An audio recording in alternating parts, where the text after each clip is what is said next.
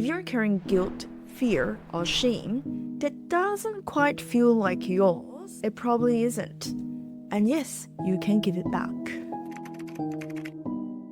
Hi, I'm Teresa, born in Singapore, raised in a world that's pretty proper, keeping up with appearances, so we keep face. You can imagine how easy it is to bring shame upon self, family, school, or whatever groups you belong to. And I help people untangle all these complex emotions so that they know what their soul actually believes in, especially to break free from what their aunts, their pastors, their ancestors expected of them. In our Singapore culture, the need for approval was so strong and the fear of failure was so great.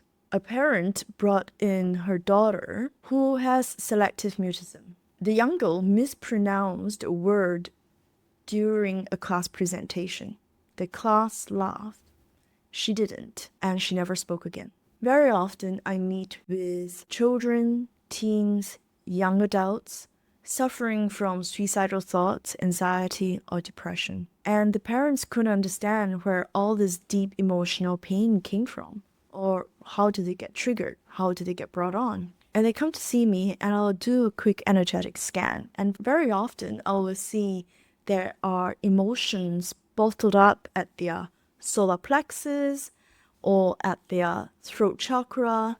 And you could see that there is a whole energetic miswiring or energies that are misfiring that's causing a lot of complex emotions that we could easily address by just healing the energy. We internalize expectations so deeply that we mistake them for our truth. The weight of being successful and that failure is not an option runs deep in our Singapore culture. And it often triggers some deep fears inside us that we don't understand. Where did it all come from? The parents of the child with selective mutism thought she was cursed, or they were cursed, or the family was cursed. But it was just shame manifesting energetically, stemming from a deep-rooted trigger far deeper. Energetic unhooking isn't rejection, it's reclamation. So often when I looked at the client's blueprint,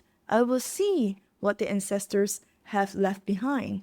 The ancestor that was starved to death, the ancestor that was running away from the lion, the ancestor that was betrayed, the ancestor that fell from the mountain. All this energetic blueprint get passed on to us. And then we're wondering where all this fear of heights come from, where this fear of hunger and having not enough, or this fear of not being good enough, or where do they all come from? And that's when I go in to rewire them and take away what doesn't belong so that the client can be themselves and not anybody else. And this is when the nervous system can be restored to navigate the world that we are in today, not the world that the ancestors was living in.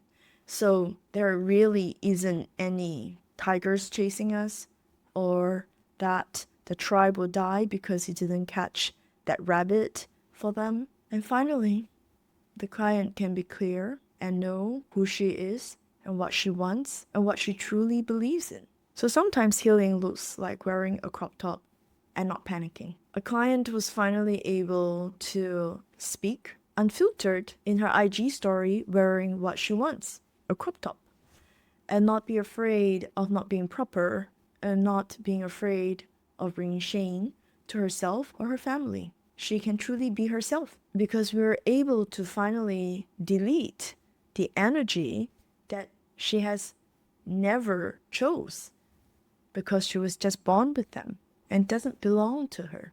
So as you can see, healing is like a form of liberation, freeing ourselves from the chains of beliefs that no longer serve or doesn't belong to us. This is not rebellion. This is us being ourselves.